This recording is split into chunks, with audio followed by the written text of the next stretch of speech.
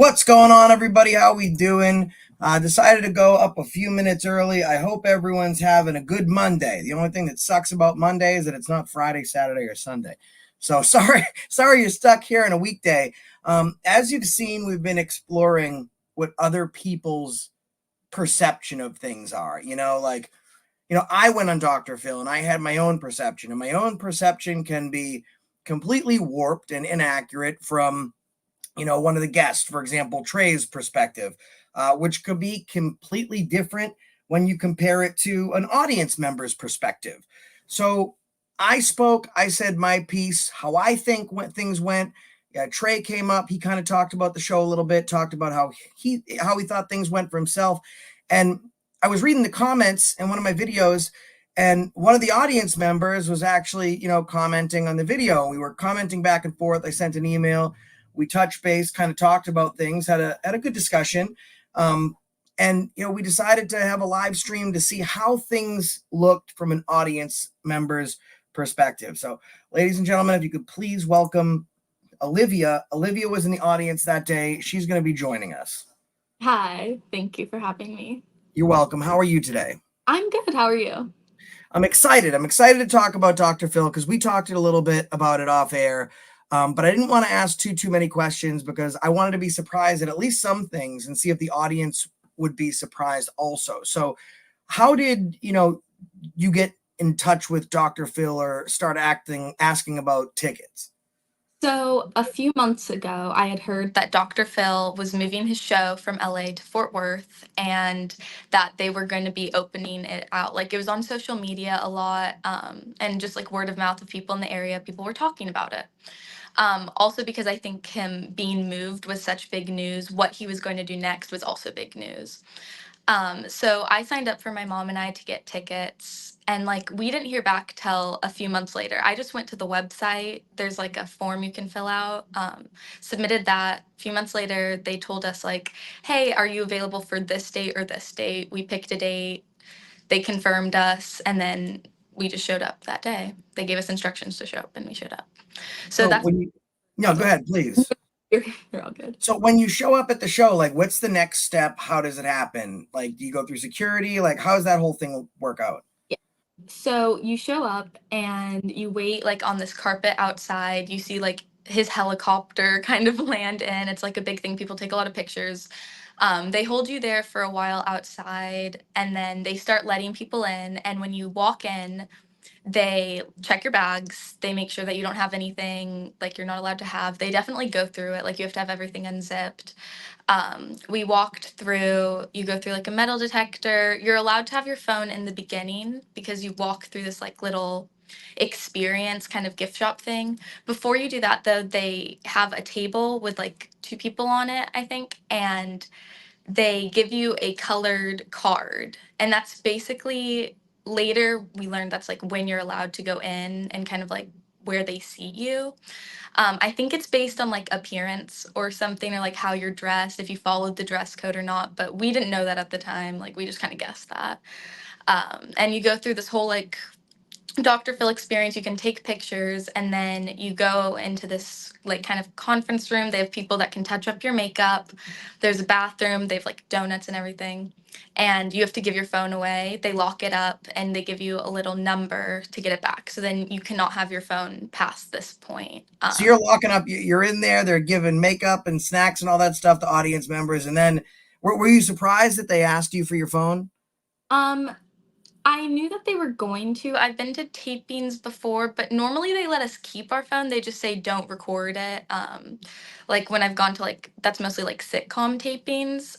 But they had warned us that they were going to do that, so I wasn't like super shocked, but I kind of like understand why they would take our phones because I think that like if you had your phone in there, there would be stuff that like they wouldn't want kind of to be seen like behind the stage, like backstage stuff. But it's interesting cuz they like people talk about it a lot, like how like contrived and everything is, but there is no proof, I guess, because they do take your phones. So it's So I word. guess, have you been on other sitcoms before without giving really anything of the show away? Was being an audience member on Dr. Phil similar to the other sitcoms, or did anything kind of stick out to you about this show?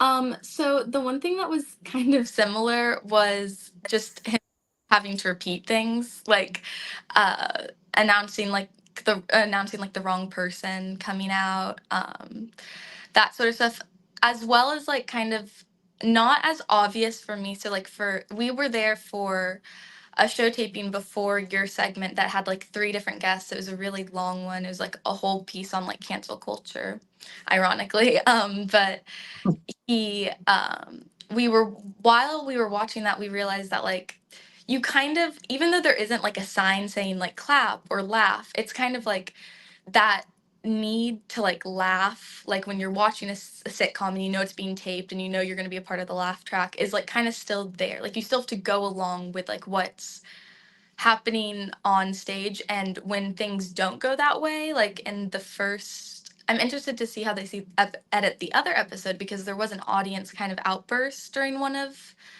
the segments and he shut it down very quickly, like very much stands there blocking it, like it's kaput. Like you have to agree basically with what they're saying. So there's an obligation to clap and kind of go along with everything, even if it's not like told. But that's from the front. I don't know what's going on behind. I heard that there's like clap or not clap signs. I'm not quite sure about that, but I can only speak on what I know.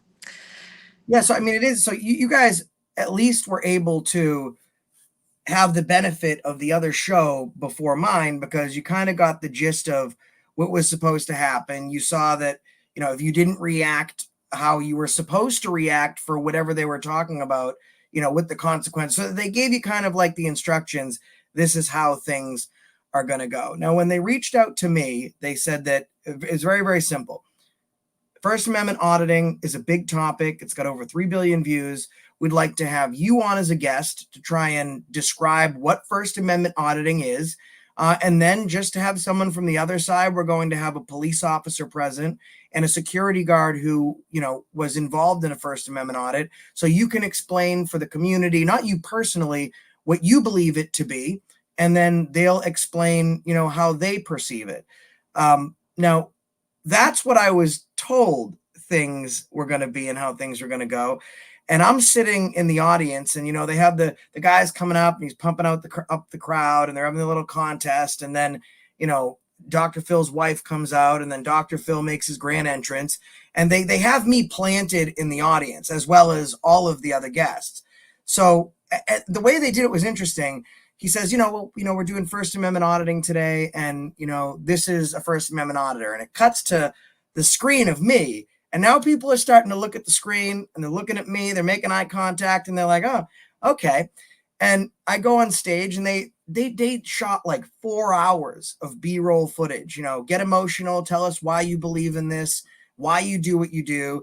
And they kind of play some package where it's like, I'm paraphrasing folks at home, but I love First Amendment auditing. I love this community. The Constitution's super important, and I do this because I love it. And it immediately transitions to, you're a piece of shit, for whoever I was talking to. So, based on the description that they gave me about what the show was about, sitting in the audience, how did you feel? Like, do you think that description they gave me matches what they were producing? I would say no. Honestly, I had no idea what First Amendment auditing was. I still don't think like until like recently, like the other day when I like Googled it, like I really learned what it was. It was more just like set up as there are these people who are harassing mostly law enforcement officers, or harassing just people working, just people doing their job, um, to get a reaction and to get them fired, basically. Like, and I was like, oh, like this is awful. Like I watched it and I was like, oh, you're kind of the worst. Like I'm not really, Right. without even knowing what it was, because I had never heard of it before. Like I know now that it's like this like huge thing, and like I've done more research on it, but at the time, like this was just my first introduction to it, and it was like, oh, this is like a negative thing. Like we don't like this. Like in unison, like the audience was like, we don't like this. Like it was very set up to make you feel that way, I would say. You had no So chance. I'm sitting up there. I'm sitting up there. They play this brilliant video package set up, and I can see. And Dr. Phil's wife, she's perfect for camera cut, because I could tell when something bad was coming, because she'd be like, before it Perfect. even happened. Like, it was just, she looked at me like, hell was freezing over. And, he started asking me questions, and I knew as soon as I saw that first video package how it was going to go. The thing that did work for me is Dr. Phil is not great at reading his teleprompters, right? Like there was a couple times where, the police officer came up and he introduced him as the security guard. There were a couple, faux pas with the whole teleprompter thing. So what I started doing is reading the teleprompter, because it took a while for him to get through it. So then I was able to see what he was going to say to me and then start to get ready to have my comeback. That's smart. But so you're watching from the audience. There's one thing I think is interesting. So I think it's fair to say there was never any time where he gave me any leeway, right? Like maybe I saw it wrong. No, definitely. That's the thing. So when you were on stage the entire time that they were filming, he was very much like anti you. Like you were the villain. You were set up to be the villain. You had like he would let you speak, but like just completely contradict what you say or like try to like cancel that out as soon as you were done. Um, Paint you as the bad guy, and then we would have like the breaks where we cut, and then he was like, it was like you guys were like college buddies, like that you just hadn't seen for a long time, like, oh, like I'm catching up with an old friend, like talking, and we were like in the audience, like it was kind of just like weird to see, just because we're like, we don't like this guy, why are you talking to him like that now, like, so do we like this guy?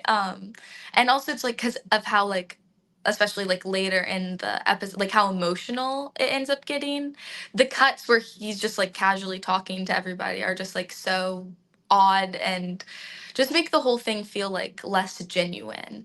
But you're in the moment at the time, so you're still like you're not really picking up on that, so you're still kind of going with everything. But like looking back on that, that was very odd. I mean, it was like, and guys, you won't ever see that, because once they cut, they cut. And in fact, when they bring somebody up on stage, because Dr. Phil, God bless him, he's 80 years old, and my memory isn't working at 36, but a producer or a stage manager will bring the guest up, introduce them. Dr. Phil, this is Josh. Josh, this is Dr. Phil. And, he'll shake hands and move on. But, he's hammering me, every single segment. And as soon as he cuts to whatever commercial break that is, he's like, well, I think this is a straw man argument.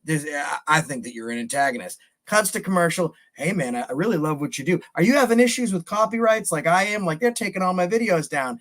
And, I think I knew what it was. And at that point I think that off camera, I like Dr. Phil. I think he's a decent guy off camera. I think the stage personality, the actor that is Dr. Phil, is a much different character. And he plays to people's emotions. And we saw that on the show. Do you think there was any point in time where, even my community was given the slightest bit of the benefit of the doubt? Not really at all. I think especially like the way it was set up with like you were kind of being attacked by all sides. There was no one like kind of like on your side. And then like by the audience as well and Dr. Phil, like I left not even knowing what a First Amendment auditor was. I just thought like y'all were harassing people until I went home and I like Googled your like I tried to find your channel to find clips like show like my friends. I was like, look at this, like I learned about this thing. Did you know this exists? And when I was going through your videos, I was like, oh, like there's nothing like like it seems like very like informative and like fine. Like I didn't see anything to the extent of like what they showed on there. So I'm like, it must have taken a while to find those clips. And it's really what gets like clicks and views because that's not what's happening all the time. Yeah. So it's weird. It was weird. And when I'm out, like, and it was never supposed to be about me. I guess I was kind of supposed to be the representative of the First Amendment community because I've been doing it a long time. I have a really big channel.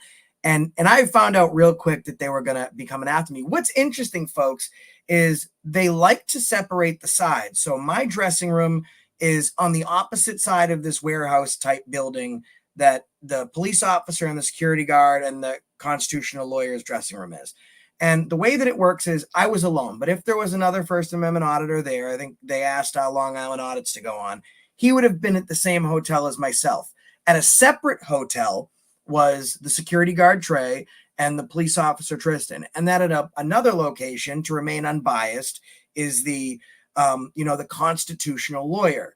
He wound up slipping up a little bit on the show because he shared a story of how he had interacted with Trey at the hotel and shared, how he witnessed Trey interact with somebody else. And Dr. Phil quickly kind of threw, I forget what he said, but he threw some kind of sentence together to kind of bring the conversation back around, because how unbiased is the constitutional lawyer that's been spending 3 days with 2 audience members where they've all had time to compare notes? I didn't even know the name of the cop until he introduced himself. I had no idea like what the other side had to say besides their profession. And they knew who I was, my channel. They had access to go over a lot of different video footage. And I think that was part of the setup, right? Like, and they also, Olivia, they gave me like so much disinformation before the show. We're going to talk about this, that, the other thing. These are all the things you need to be prepared for. If Dr. Phil, runs you over, just jump on top of him, go ahead and interrupt him. And it was funny because I think the design was when I get out on the show and then none of this stuff is brought up, I'm kind of sitting there like with nothing to say. I have no idea what I'm going to do. I'm deer in the headlights. And if all else fails, then I was probably just going to flip out on people. I mean, look at the video packages that they're showing. When's this guy going to stand up and go all Jerry Springer? And I don't know what your take from the audience was, but that's not how, at least I remember it going down. No, honestly, my mom and I both said that you, like, afterwards, you handled yourself very well. Like, you didn't interrupt anyone. So, like, that was also kind of weird. They painted you as, like, kind of someone who's, like, more aggressive. And you were coming out there smiling. And I think maybe that, like, the audience didn't know what to do with that. And that made them kind of, like, hate you more in a way, because they were like, well, this, like, guy who's being super aggressive is all nice and bubbly. So, like, what are we going to do with that? Like, he must be, like, a total, like, jerk or whatever. I don't know. But you were very like calm and like listened and to everybody else's opinions and just voiced yours and like kind of like what you and like your community does and everything, and like all of that. And yeah, you didn't like start any issues unless like I think the audience kind of like provoked you to like quote something, and then like even then like you weren't like aggressive or anything, you just like responded. Yeah, I think you handled it well, and I think that there is going to be like a hard time painting you as the villain, and I think people will be able to kind of see through some of that. But I mean, I don't know, because also Go ahead. Yeah, go ahead. the other thing that was kind of confusing as an audience member is the story that they brought up had nothing to do with you personally. And I know you were there speaking on behalf of like your community and like all like First Amendment auditors, but the video package was only you. It was nothing to do with this story. And you had nothing to do with the story. So it was very kind of confusing, and it's easy to like mistake things and think that like you're the auditor that was doing this video, especially because they don't name the auditor at all. They just call him the auditor. So I don't know. It's just all very. Well, it was strange. At one point, Dr. Phil had to, and I don't think they're going to play it because I think it was him kind of doing crowd control. He had to point out that I was not the auditor in that video because it is really confusing.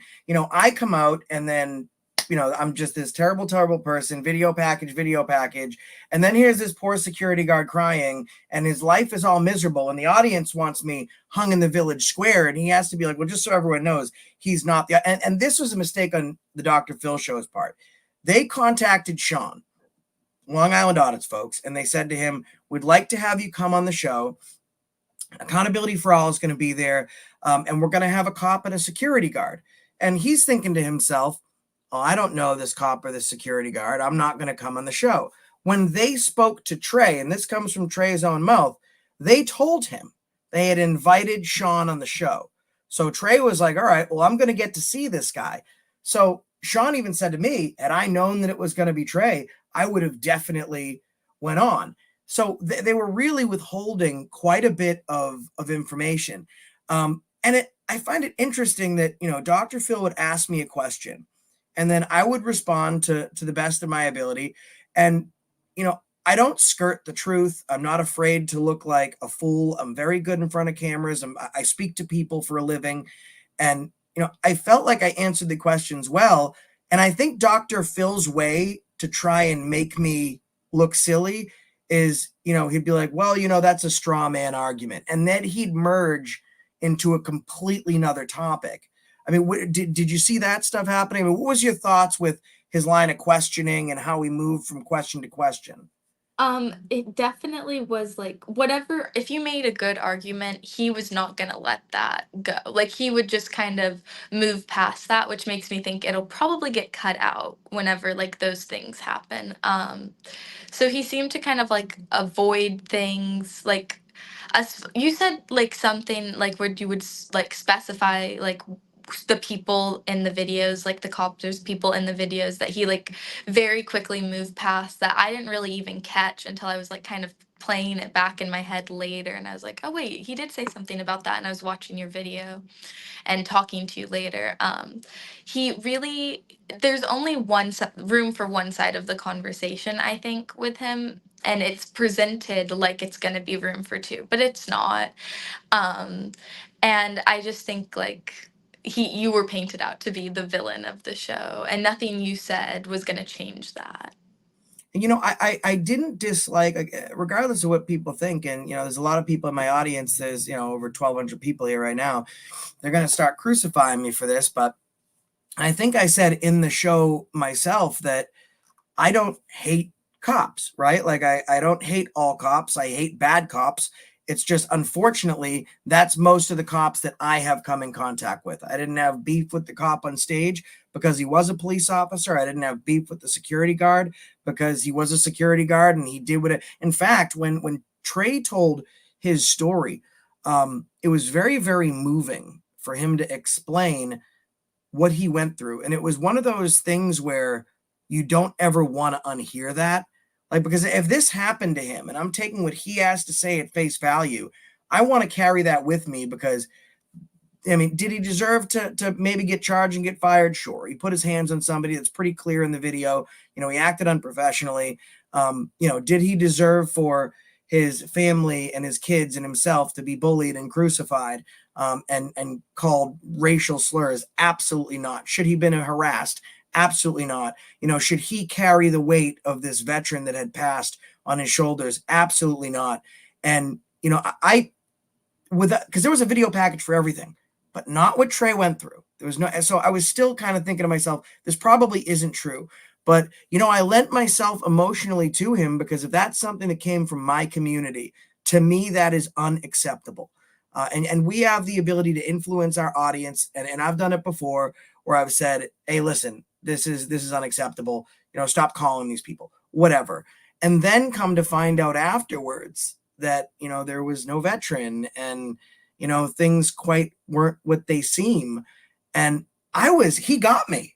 I was bought in hook line. What as an audience member when he started speaking, how did you react? I mean, I was definitely I was crying. It had moved me a lot. Like seeing him up there, it felt like there was a lot going on, obviously. Like we've been up early, but it seemed just like very genuine and real and like there was real pain up there and like it was like a story that like was just it moved me and it was upsetting and like everybody has knows like someone who like maybe had like suffered from PTSD or like had like issues after serving or knows someone who has like committed or something like that. Like it's a story that everyone can kind of relate to in a way as well as like just like sympathize with. It's just an awful thing and um it was heartbreaking to hear and everyone around like I don't think there was like a dry eye in the house like I've heard like what you said about it like not being true. I don't know like any of the facts or anything, like I haven't seen anything, but I think that if it isn't true, like that is really just like it definitely was like it's not something you lie about, like that's not okay. um especially like you said that there was like a cue for it, kind of almost like they were like talking back. So do you remember Dr. Phil had like a tablet in his hand? So yes, I remember I saw the tablet and I could see that he had something in his ear. I wasn't really paying attention. I didn't see anything on his wrist, but I guess like I just didn't notice that. There was a lot going on in the room, so I was probably more worried about like what my hair looked like on camera at the time. So Right. but I did see like the tablet, so I knew that he was like getting things and like pulling things up and I cueing mean, things. he was calling. I mean, you've seen it before because you've been in sitcoms. But folks at home, when you're controlling a sitcom, there's a large group of people, and there's so many different tasks delegated. But there's normally one producer or on-air director, stage manager that takes care of everything. Dr. Phil controls it all. Like he's the ultimate decider. He's got this tablet. He had an earpiece and he had a little wrist mic. And once in a while, you'll see him, and I'm sure they'll cut away from when he does it, but he had said something to the effect of Q crying. And I think that was to let and I don't think he was saying for Trey, Trey didn't have an earpiece in. None of the guests did. He wasn't saying, Trey, go ahead and cry. I think he was saying Q crying. The camera's cut, tight shot of Trey's face. And then he says, well, what happened to this veteran?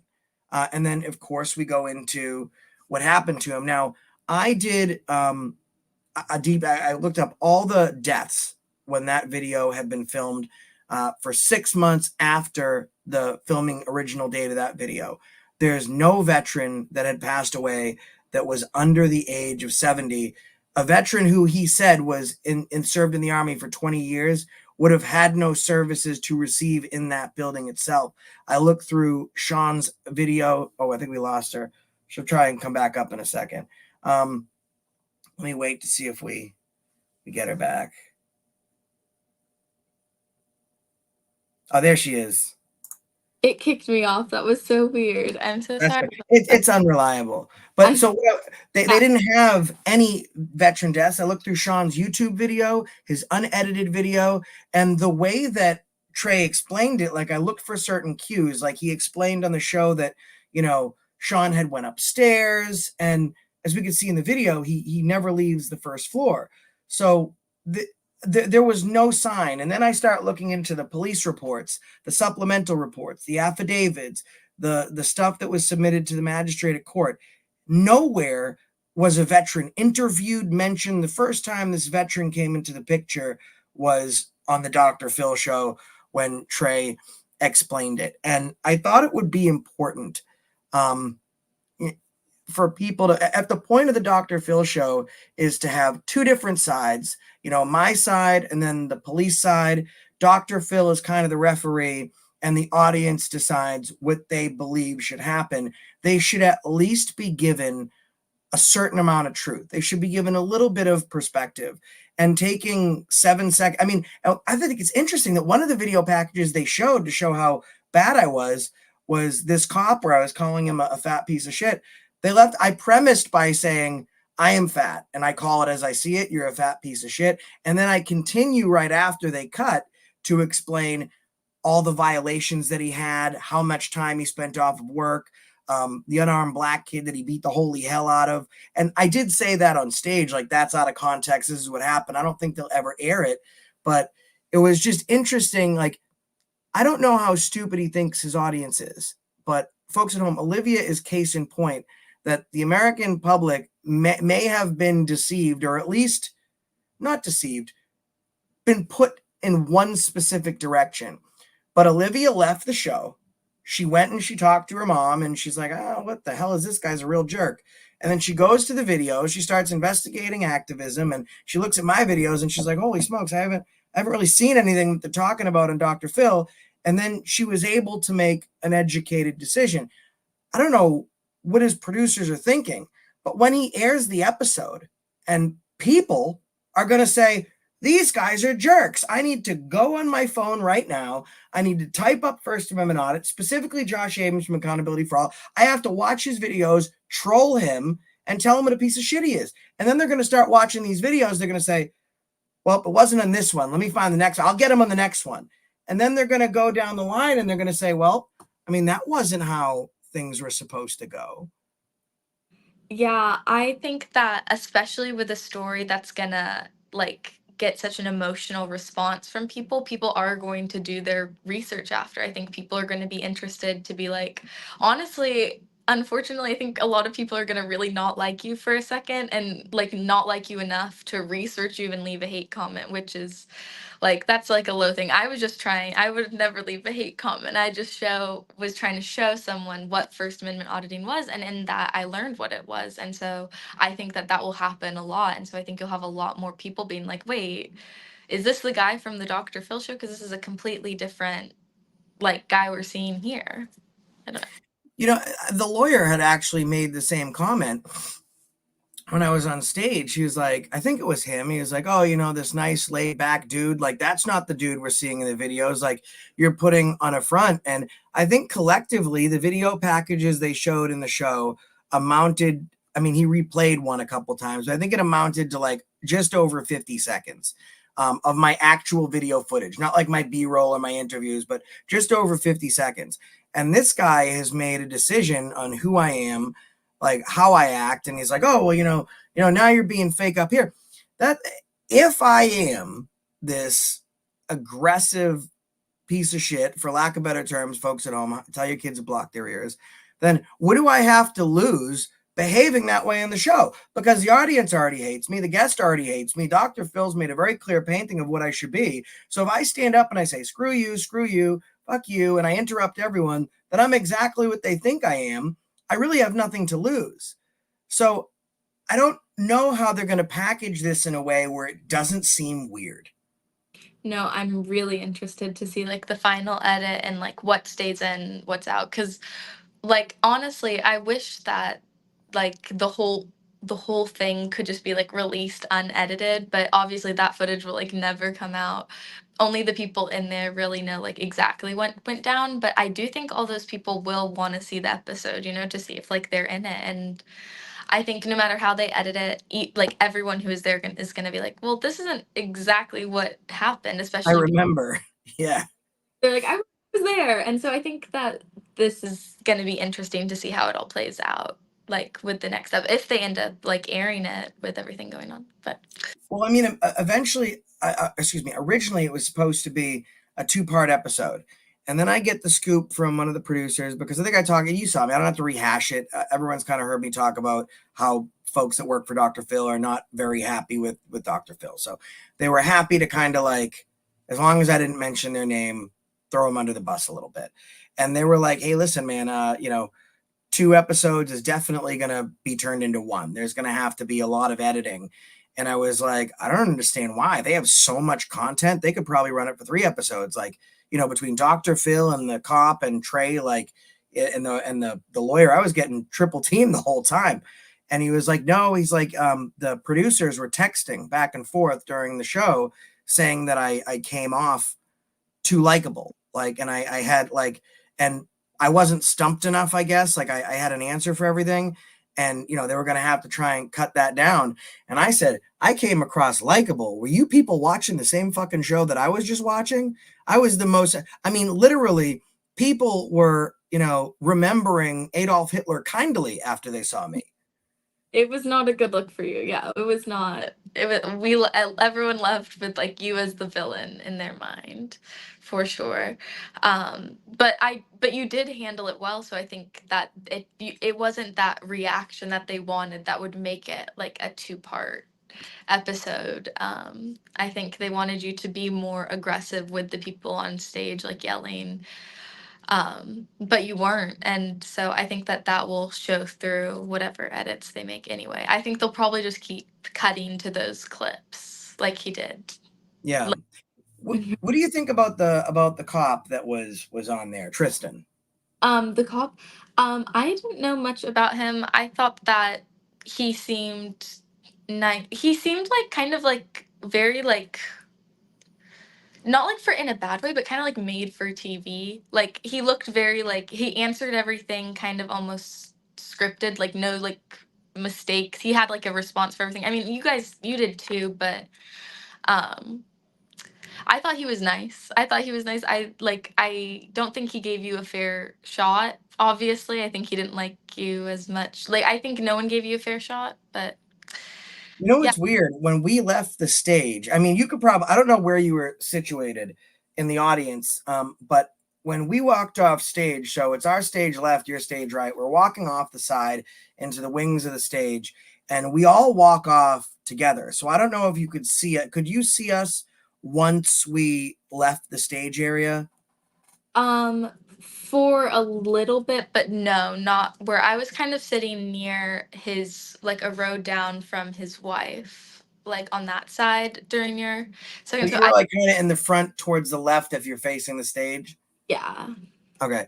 So, folks, when we walk off the so I guess before that, it's really strange. We are all like mortal enemies, like Vader, Skywalker, Han Solo, and I am definitely Vader. So, but everyone's like shaking hands, like the cops, like, hey, it was really nice to meet you. And I was like, well, let's talk more. He's like, yeah, sure. And the lawyer was like, let's work together. What they didn't tell you about the lawyer, brilliant guy, brilliant attorney, but he was not the unbiased lawyer that you thought he was. In fact, if you look up Merit Street Media, you go to the app, or you look up Eric Faddis, Faddis online, you will see the several different shows he's already done with Dr. Phil, not Dr. Phil, but for the Merit Street News Company. He's commented on, color commentated on a couple different things. So he's already had exposure to it. We go backstage and everyone's like exchanging information. Let's work together. Let's do this. Let's do that. By the time I was on the plane, I had already set something up with the attorney to do some work together. I got an email from Tristan yesterday about us being able to work together. But when the show was over, they took me into the back room. They did like social media thing. And I saw Trey and I was like, I need to go talk to this guy. And I went in and still very likable guy. And I shared, my feelings in the whole situation. And to be honest with you, I was kind of let down a little bit, because some people have said that I'm just doing this to do damage control. And I don't really care, right? Like, I knew going on I was going to be an asshole to them, right? Like he said a couple times he bleeds blue. We all know Dr. Phil loves the cops. So we knew which way this was going to swing. The way I look at it is even if people hate us, the American public is not as stupid as Dr. Phil thinks, and they will just go watch our videos and then we'll turn a couple heads. Some people will be like, all right, doctor, I think long run it does more damage than it does good for him, but it's not about damage control. I think it's about truth control. I just wanted to do what Dr. Phil said he was going to do, but didn't do. I wanted everyone to give their own truth and say what they had to say, and then make their own determination. I mean, I know for a fact that um, so I don't know if you remember when his wife came out and then he came out, not the guy that was kind of emceeing that little the contest thing, but another guy came out and he was clapping and he had everyone going. That guy worked for 3 different networks. He gets paid $160,000, right? He's a professional clap guy. They had 3 people in the audience that were producers, and the only reason I found this out is because when they pulled me in for hair and makeup, there was a woman in the chair, and I was trying to dig for information. I was like, you on the show today? And she's like, no, I'm just one of the producers. I'm just freshening up. And I'm thinking, you're not going to be on camera. Why would you need to get freshened up? And then 2 other people were going in as I left. They were also producers. And then I look in the audience. One's in the front row on the right-hand side. The other is like dead in the middle, maybe a couple rows behind Dr. Phil's wife. And the other one was on the other end of the stage. And the reason I got so pissed when this lady asked me to like recite the preamble, I was looking at her, but the woman sitting right next to her was that other producer. So they have the earpieces, they're letting people know what to do. And as an audience member, you can never go back in your mind and say, who clapped first? Who booed first? They're getting, and so when Dr. Phil says cue booing, that's what they're going to do. And and I'm sure that those people were in the audience also. I think it's important for people to be smart enough to make their own decision. Let me ask you a question. After watching Trey's story on the show, we talked about it being emotional. Heartbreaking, which I agree. I think there was no hiding it, folks. When you watch this, I was affected by what he was telling me because I'm a human being. And it just rocked me quite a bit. Now a couple days have passed, the dust has kind of settled a little bit. What do you think about Trey going through what he went through, the amount of emotional tear it did to him, to then saying on my show the other day that he'd like to do First Amendment auditing? I think that it's interesting that like something that put you through so much pain and put other people through so much pain is something that you want to pursue. And unless it's with this kind of, this is like the good auditor, the good First Amendment auditor. Like I've had, like if I were him, I would say I've been affected by First Amendment auditing. You can trust me to actually First Amendment audit the way that needs to be done for the people, like to set up this kind of uh, message, the story to go with. And not saying that that's not what he'll do, like not that he'll be a good First Amendment auditor, but I think the only way for him to go from this to setting that up is to make himself seem like this good guy to like in the community. But it is such an established community already that will only go so far if the rest of the community isn't down for that. Well, we will certainly see. I appreciate you taking the time to come on here.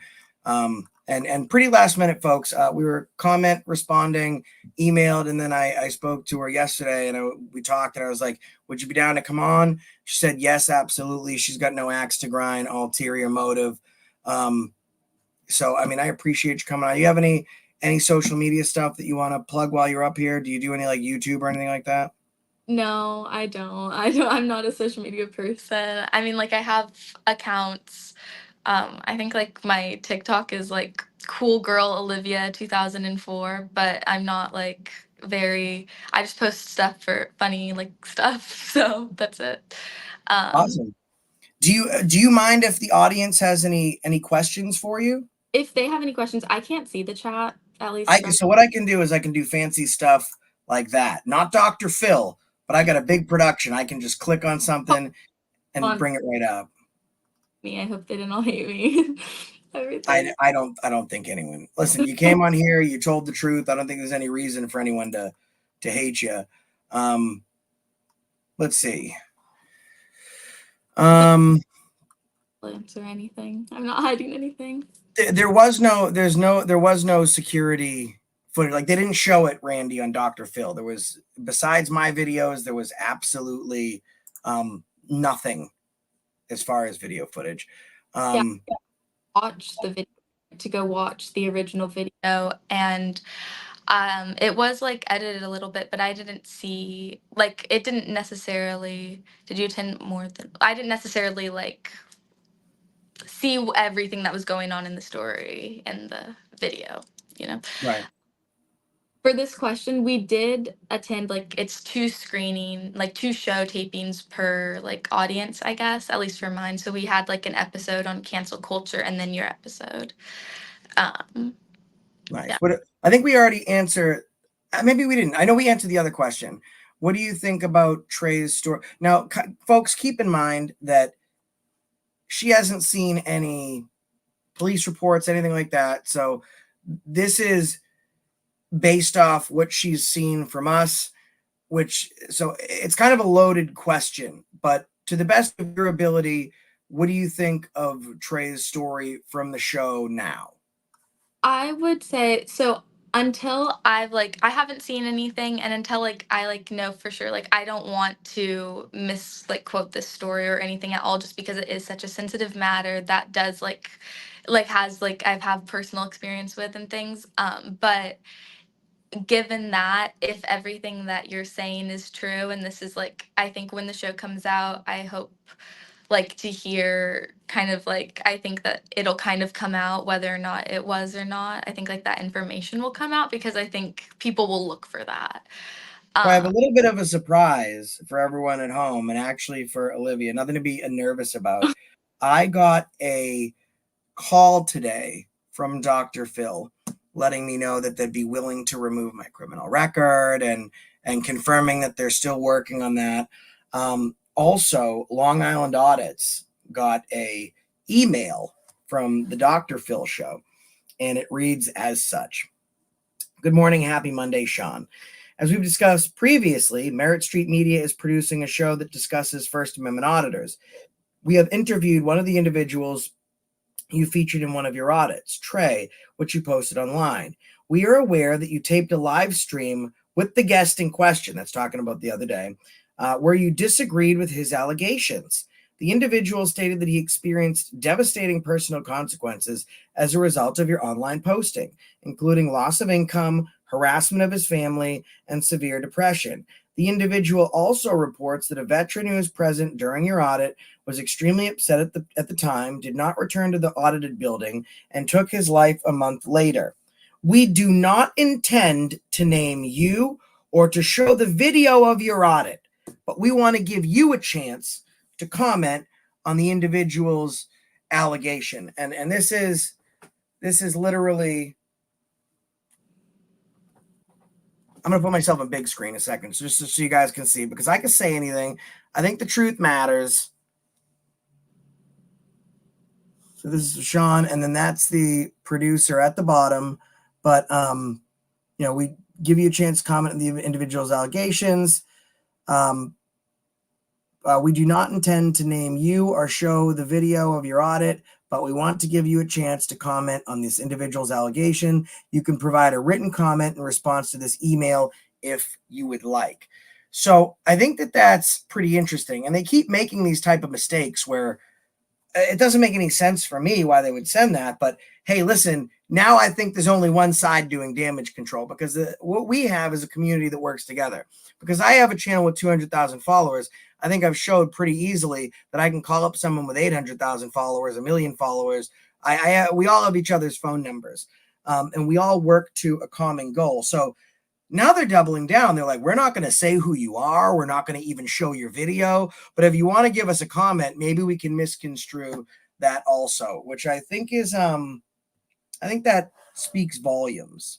I think that it is very interesting that they reached out to him. And I think it's interesting that they're watching you very closely. That means that they have something that they need to be watching. They're worried about something. So Well, I told him, I was like, listen, I don't have to go tell the world about what happened on Dr. Phil, but you didn't give a fair shake of what happened. Let the audience know the truth, because, I mean, let's be real. Dr. Phil doesn't have the major networks behind him. He's on a streaming app, and that app is not Hulu. It is not Netflix.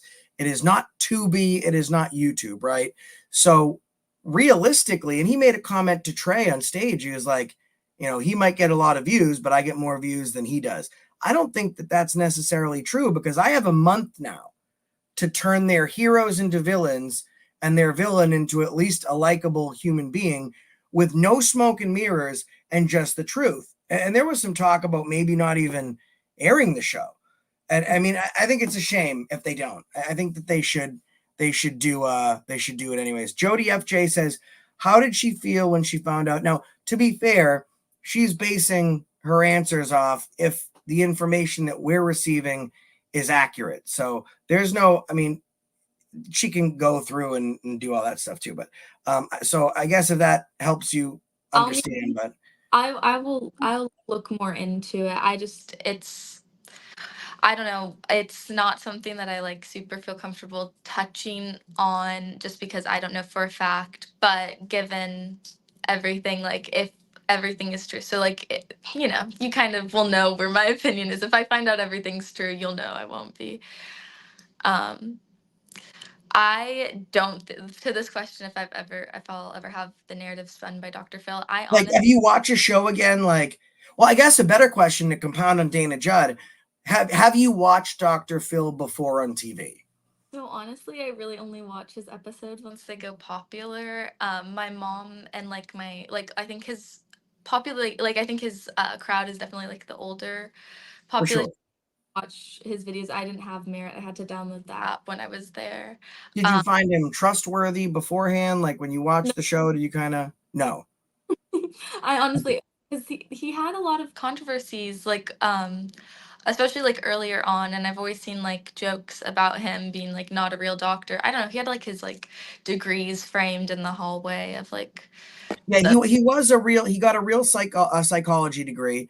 In 2006, he elected not to renew it because I think at that point he had no reason to practice, but he still had a doctorate. He was able to call himself Dr. Phil. For me, this was actually a tough episode because I was I had a lot of trouble in my audience. You guys know about this. I had a severe, and I don't, it's part of who I am. I tell the world when they want to listen that I had issues with drugs.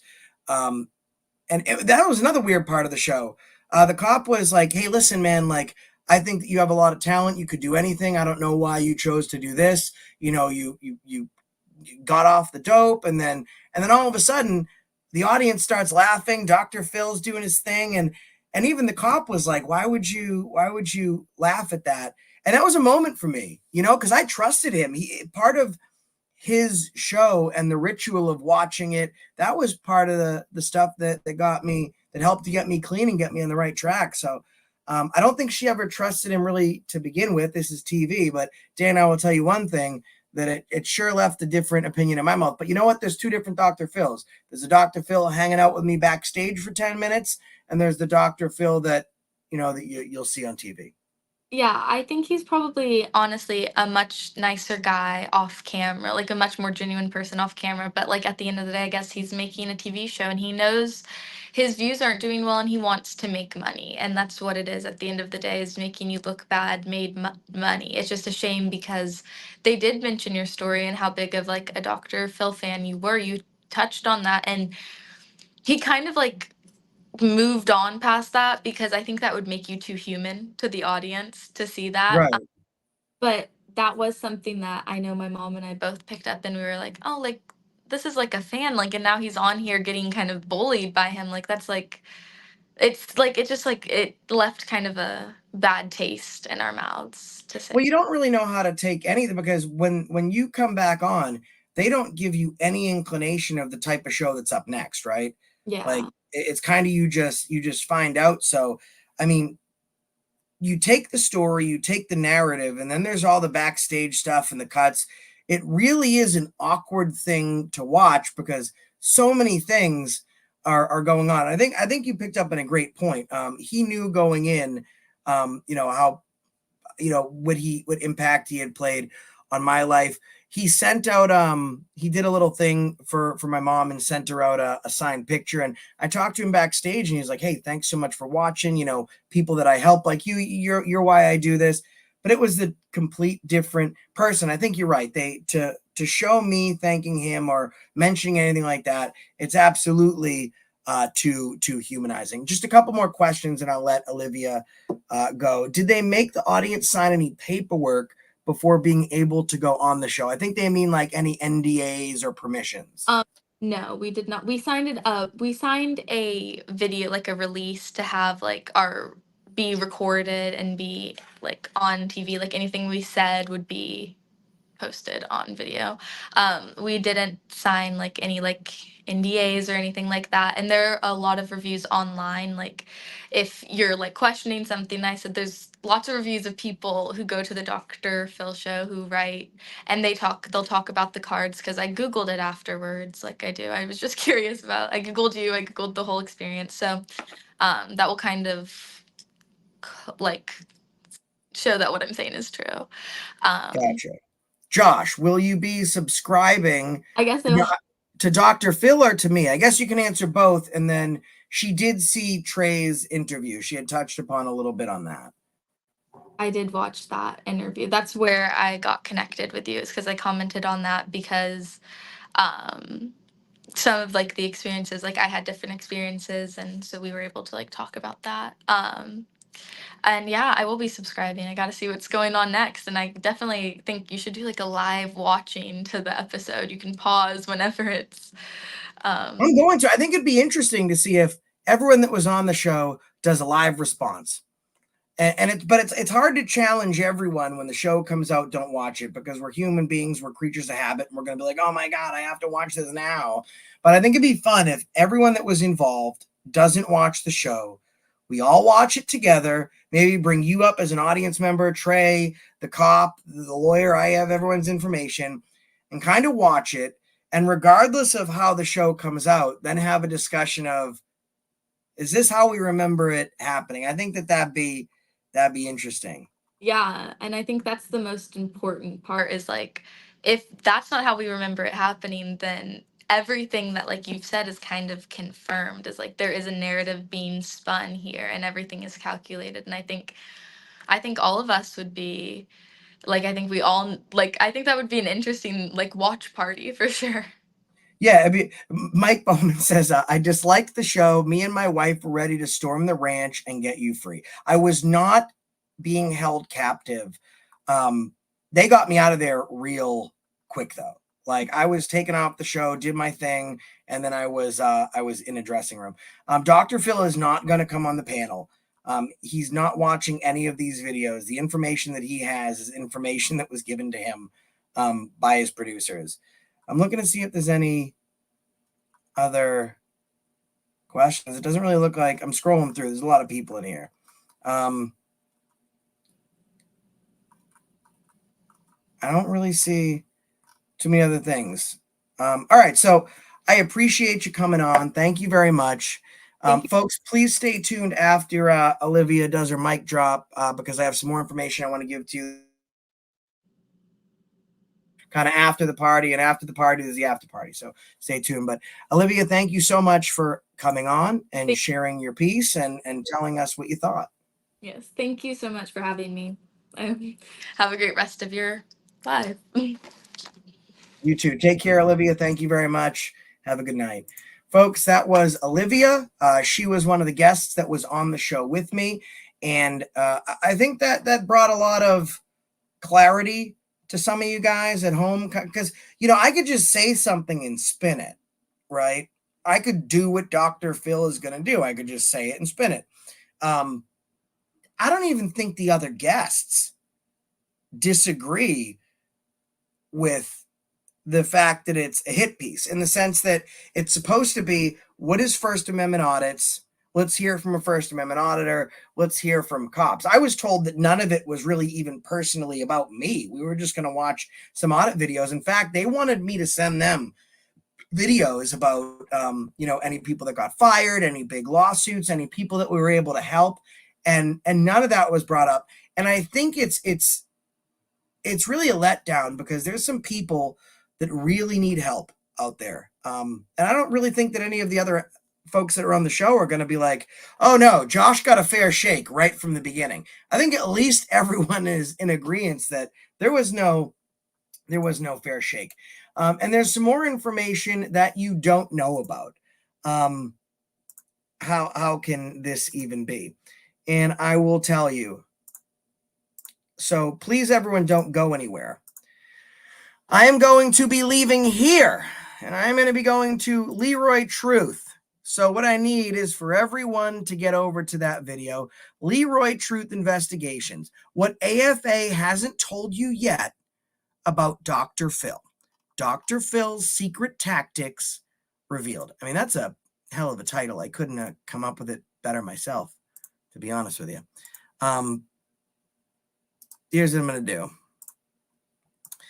And by the way, thanks everyone who has sent, I know pinned to the top of the chat has been baby registry stuff for baby AFA. Thank you so much for everyone who has done that and gone on there and got something for little AFA. That is so appreciated. I love you guys. I mean, I love my audience. I don't need to tell you guys what to think or how to feel. I mean, we come together. I mean, let me give you an example. This guy, Mike Bowman, he and I could not see eye to eye if our eyes were sewn together. We were in different communities, different thought processes. He probably disliked me as much as I disliked him. And at some point we came together, and, we are thick as thieves. I've been to his home. We send each other stuff. In fact, I wanted to point it out, so I put it right behind me. This awesome We the People flag. Okay. I didn't want to put it on the floor, so I had it fold up on the shelf behind my desk. And we're good friends. That's how wonderful this community is. I have the best audience anywhere. So let me pin this. Pinned to the top of the chat right now is Leroy Truth Investigations video. It's right here. I still got 1163. We haven't done this in a long time, folks. I need everyone here to click that link and let's do a good old-fashioned AFA raid, because I'm telling you one thing, folks. This video starts in 2 minutes and 10 odd seconds, and I need you there. So let's go over, type in the chat, AFA raid. Everyone here, 1,200 people, go over. Let's get this started with the bang, because we certainly have some information that I've been withholding. So that way I can let you guys know over there. So I see everyone going over there. I am going to go over there. I appreciate everyone for coming over here. Before I leave real quick, Late Night 702 with a 24-month member comment. Thank you. Oathbreakers Beware is a new member. Welcome. Lucky Laptop. Boo. Sorry, that damn man with the big boo sign told me to boo AFA. Mr. Diddy, what's up, bro? Josh, AFA in the auditing community is wonderful. Thank you, sir. Love Power for $2. Steve Harloha, member for 28 months. Josh at it again. Trey had some emotional issues attacking Sean. Josh again, why didn't Dr. Phil show you have a family of 5? Listen, Dr. Phil was not, they didn't want to humanize me whatsoever. Brandon Mitchell, did Olivia's view on Dr. Phil change after seeing the show? I didn't bring that up. I think that answered that question. Josh, likable, it's the end of the world. Josh and you again. And then Big Mike Bowman coming at you again. So, guys, I got to leave. I got to get the heck out of here. I got to go over to Leroy Truth, and you should too. We will catch you on the next one. And until then, folks, that's the reason I stopped you today.